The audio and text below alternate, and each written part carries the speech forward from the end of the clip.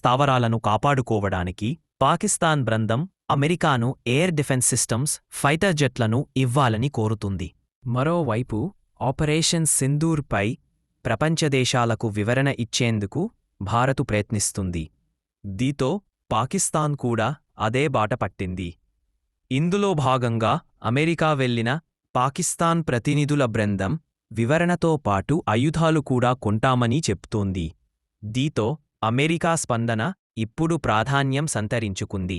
ఇప్పటికే వాణిజ్యం బూచిచూపి భారత్ పాక్ యుద్ధం ఆపానని ట్రంప్ పలుమార్లు చెప్పిన బేకతెనం ఇప్పుడు పాకిస్తాన్కు ఆయుధ రక్షణ వ్యవస్థలు అమ్మేందుకు ఆయన సిద్ధమవుతారా లేదా అన్నది చూడాల్సి ఉంది.